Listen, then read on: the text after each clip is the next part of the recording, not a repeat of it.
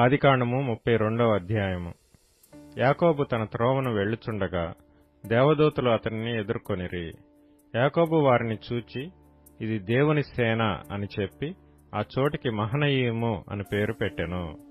యాకోబు ఎదోము దేశమున అనగా శేయీరు దేశముననున్న తన సహోదరుడైన ఏశావు నొద్దకు దూతలను తనకు ముందుగా పంపి, మీరు నా ప్రభువైన ఏశావుతో, ఇంతవరకు నేను లాబాను నొద్ద నివసించి ఇంటిని, నా పశువులు, గాడిదలు, మందలు, దాసదాసీ జనమును కలరు.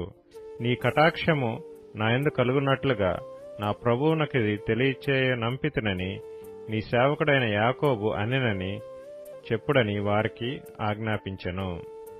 ఆ దూతలు యాకోబు నొద్దకు తిరిగి వచ్చి, మేము నీ సహోదరుడైన ఏశావు నొద్దకు వెళ్ళితిమి, అతడు 400 మందితో నిన్ను ఎదుర్కొన వచ్చుచున్నాడని చెప్పగా, యాకోబు మిక్కిలి భయపడి తొందరపడి, ఏశావు ఒక గుంపు మీదకి వచ్చి దాన్ని హతము చేసిన ఎడల మిగిలిన గుంపు తప్పించుకొని పోవుననుకొని తనతోనున్న జనులను, మందలను, పశువులను, ఒంటెలను 2 గుంపులుగా విభాగించెను.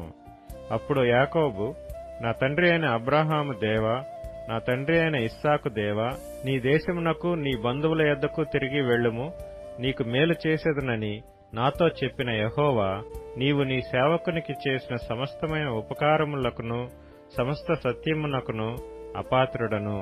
ఎట్లనగా నా చేతి కర్రతో మాత్రమే ఈ యోర్దాను దాటితిని, ఇప్పుడు నేను 2 గుంపులైతిని.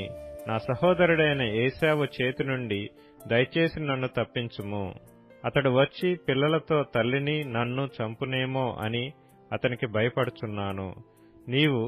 నేను నీకు తోడై నిశ్చయముగా మేలు చేయొచ్చు విస్తారమగుట వలన లెక్కింపలేని సముద్రపు ఇసుక వలె నీ సంతానము విస్తరింపచేయుదునని సెలవిచ్చితివే అనెను.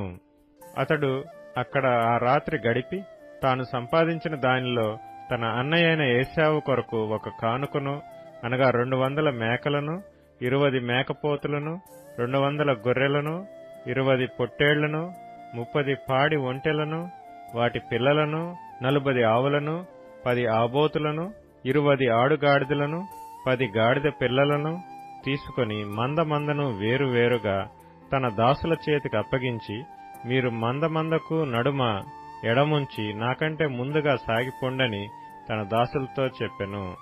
మరియు వారిలో మొదటివానితో, నా సహోదరుడైన ఏశావు నిన్ను ఎదుర్కొని, నీవెవరివాడవు, ఎక్కడికి వెళ్ళుచున్నావు, నీ ముందరనున్నవి ఎవరివని నిన్ను అడిగిన ఎడల, నీవు, ఇవి నీ సేవకుడైన యాకోబువి, ఇది నా ప్రభువైన ఏశావు కొరకు పంపబడిన కానుక, అదిగో అతడు మా వెనుక వచ్చుచున్నాడని చెప్పుమని ఆజ్ఞాపించెను.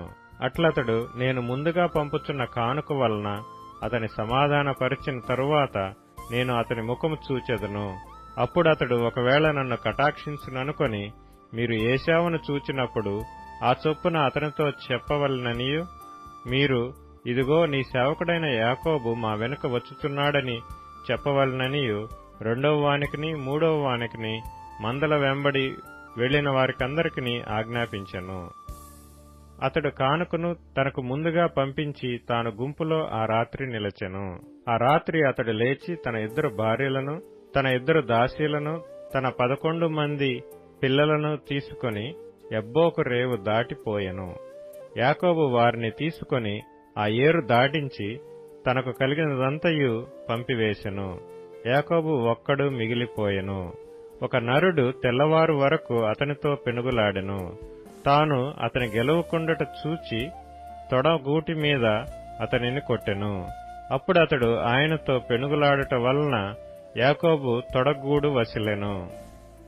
ఆయన తెల్లవారుచున్నది గనుక నన్ను పోనిమ్మనగా, అతడు, నీవు నన్ను ఆశీర్వదించితేనే గాని నిన్ను పోనీయననెను. ఆయన, నీ పేరేమని అడుగగా అతడు యాకోబు అని చెప్పెను. అప్పుడు ఆయన, నీవు దేవునితోనూ మనుషులతోనూ పోరాడి గెలిచితివి గనుక ఇక మీదట నీ పేరు ఇశ్రాయేలే గాని యాకోబు అనబడదని చెప్పెను. అప్పుడు యాకోబు, నీ పేరు దయచేసి తెలుపుమనెను. అందుకాయన, నీవు ఎందు నిమిత్తం నా పేరు అడిగితివని చెప్పి అక్కడ అతనిని ఆశీర్వదించెను. యాకోబు, నేను ముఖాముఖిగా దేవుని చూచితిని, అయినను నా ప్రాణము దక్కినదని ఆ స్థలమునకు పెనూయేలు అను పేరు పెట్టెను. అతడు పెనూయేలు నుండి సాగిపోయినప్పుడు సూర్యోదయమాయెను. అప్పుడతడు తొడ కుంటుచూ నడిచెను. అందుచేత ఆయన యాకోబు తొడ గూటి మీద తుంటి నరము కొట్టినందున నేటి వరకు ఇశ్రాయేలీయులు తొడ గూటి మీదనున్న తుంటి నరము తినరు.